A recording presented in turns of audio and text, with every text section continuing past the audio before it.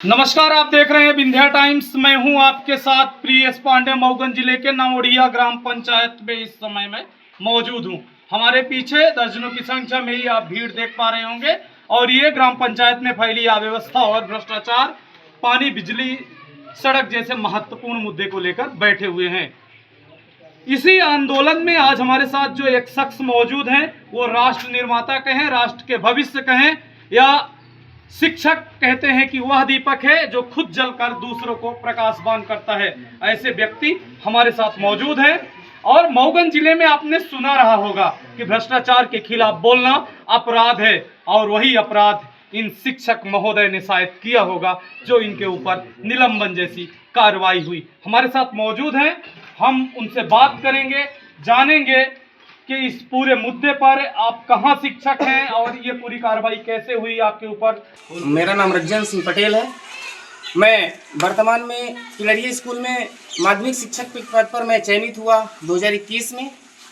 और यहाँ पे जो अनशन आंदोलन चल रहा है ये मुकेश जी कर रहे हैं हमारे साथी, और मैं इस गांव पंचायत के एक अभिन्न नागरिक हूँ और अभिन्न क्रांतिकारी हूँ। मैं जो 2017 से शिकायतें चली थी, उन शिकायतों में मेरी शिकायत पे चार कार्रवाइयाँ एक साथ हुई थी और उसमें वसूलियाँ हुई थी।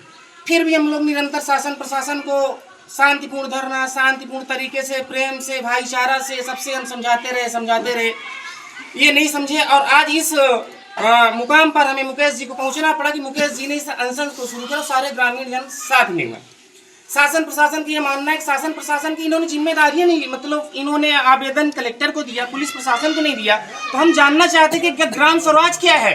ग्राम स्वराज ये है कि हमें अपनी ग्राम पंचायत में बैठने के लिए आवेदन देना पड़े। यही ग्राम स्वराज कलेक्टर साहब ने पढ़ा है, यही कलेक्टर पढ़ाई करके आपने बने हो। और ये संलिप्तता, मैं यहाँ पर आता हूँ, सुबह शाम इनसे मिलता हूँ, इनके आंदोलन में जो कड़ियाँ हैं छोटी छोटी उनके सुधारने का प्रयास करता हूँ। मैं शिक्षक हूँ, मैं ऋण विहीन विद्यार्थी नहीं तैयार करना चाहता हूँ। जो ऋण विहीन विद्यार्थी है कभी कुछ नहीं कर सकता। शिक्षक नहीं आएगा तो कौन जिम्मेदारी उठाएगा। हमारे छोटे छोटे नन्हे मुन्ने बच्चे आएंगे, उनका नेतृत्व करता मैं हूँ। और नेतृत्व करता का दायित्व है कि समाज में उठ रही विभिन्न तरह की परिस्थितियों को, विषमताओं को, इस राक्षसी दुनिया को समाप्त करने के लिए हम जैसे लोगों को आना जरूरी होगा। क्योंकि शिक्षक है जो ऋण विहीन विद्यार्थी नहीं, भगत सिंह पैदा करता है, भगत सिंह पैदा करेंगे।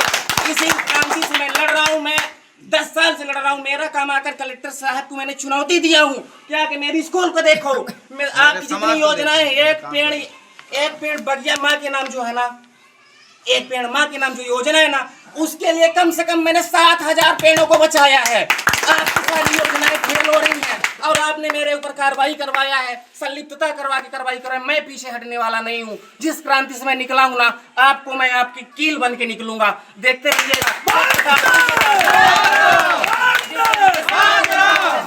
मैं मेरा काम आकर के जांच करिए पूरे गांव पंचायत पूरे एक। मैं तो कहता हूं कि कलेक्टर साहब मेरे से आप संवाद करिए, प्रेस वार्ता करिए। अगर आप कलेक्टर हैं, जितने आपके अधिकारी हैं, मेरे तर्कों का जवाब दे लेंगे जिस दिन ना, उस दिन ना आपके मैं नतमस्तक हो जाऊंगा। जिस तरीके से आप लोग व्यवस्था बना के रखे हुए हैं कि 10 साल से लड़ने वाला युवा, 10 साल से लड़ने वाली ये पंचायतें हूबहू वही रहेंगी। तस्वीरें कोई बदलाव नहीं आया है और उन तस्वीरों को बदलने वाला जो काम कलेक्टर का है, जो काम अधिकारियों का है, जो मिलकर चेन में काम कर रहे हैं, जिनके पास चपरासी से लेकर के कलेक्टर तक की व्यवस्था है, उनके पास फाइनेंशियल चीजें हैं, उनके पास पुलिस है, जनता है, सब कुछ है, फिर भी आप फेल हो रहे हैं। ऐसे व्यक्ति की आप ऊपर कार्रवाई करते हैं जो इस दुनिया को बनाने में लगा है, जो आपका काम करने में लगा है। आप लोग सारा काम फेल हो रहे हैं, एक भी योजना आपकी सफल नहीं हो रही है। और जो उसमें ईमानदारी से काम कर, उस पर कार्रवाई करवाते हैं आप। क्या कार्रवाई किए हैं आपको? मेरे पर निलंबन की कार्रवाई की है। 4 दिन से पता चल रहा है कलेक्टर साहब भेज रहे हैं, कलेक्टर साहब भेज रहे हैं, कलेक्टर साहब यहाँ पे नहीं आ रहे हैं।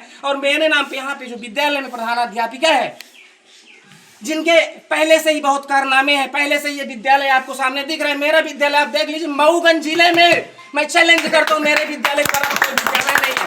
मेरे 10वीं में रिजल्ट 93% है। इस चैलेंज के साथ आपने मुझे निलंबित किया है। आप कलेक्टर साहब इसमें संलिप्त थे, पूरी तरीके से संलिप्तता इनकी है। और इसमें बीओ साहब ने क्या लिखा है? बीओ साहब ने लिखा है कि मैं ओडी में किताब लेने जाता हूँ। मैं किताब नहीं, मैं सारी योजना लेके आता हूँ अपने बच्चों के लिए, अपने स्कूल के लिए। किताब बस लेने नहीं जाता हूँ। और मेरे काम आकर के आप जांचिए। आपसे मेरा अनुरोध है कि इस सच्ची खबर को आप ऐसे फैलाइए कि वो चैलेंज हो और सारे प्रशासन मेरे सामने आए, मेरे काम की जांच करे और आप अपने काम की जांच करवाइए। ये चाहते हैं, मैं कार्रवाई नहीं चाहता हूँ, लेकिन आप पारदर्शिता तो लाइए। आप हमारे एक मंच में तो बैठिए, हमारे सामने बैठिए तो आप कभी जितने भी प्रशासन है, जितना भी डीओ है, बीओ है, जितने कर्मचारी हैं, बैठने का हमारे साथ। आपने सुना एक शिक्षक का दर्द, साथ ही 10वीं 12वीं में 93% से ज्यादा रिजल्ट लाने वाला युवा जो एक कंपटीशन की परीक्षा देकर टीचर बनता है, देश के भविष्य को संवारने और सजाने की जिम्मेदारी लेता है, और राजनीतिक द्वेष के चलते कुछ लोग किस प्रकार से उसे इस पूरे मामले में बलि का बकरा बनाते हैं। आपने शिक्षक के जुबानी सुना, आपने यह भी सुना होगा कि मैं एक ग्राम का नागरिक हूं और इस जो यहाँ की व्यवस्था है, गांव की ग्राम सभा है, उसका एक सदस्य हूं। तो क्या शिक्षकी कार्य के बाद मैं अपनी गांव की इस जर्जर व्यवस्था को सुधारने के लिए नहीं जा सकता? और अगर यह अपराध है तो इनका कहना है कि ऐसा अपराध मैं करता रहूंगा। लेकिन जिस प्रकार से इनके ऊपर निलंबन की कार्रवाई की गई है, इन्होंने मऊगंज कलेक्टर को खुला चैलेंज किया है कि आप और आपके विभाग का कोई भी अधिकारी कर्मचारी हमारे सामने बैठ जाए, 1 to 1 कर ले और हमारे सवालों का जवाब दे ले, अगर तो मैं अपने आप इस नौकरी से इस्तीफा दूंगा। तो आप समझ सकते हैं कि एक इतना काबिल युवा जो लगातार संघर्ष करने के बाद शिक्षक बनता है, उसके ऊपर इस पूरे आंदोलन को खत्म करने के लिए, दबाव बनाने के लिए किस प्रकार की कार्रवाई की जाती है। खैर, ये मऊगंज के लिए कोई नई बात नहीं है, इससे पहले भी आंदोलनकारियों के ऊपर कई कार्रवाइयां हुई हैं।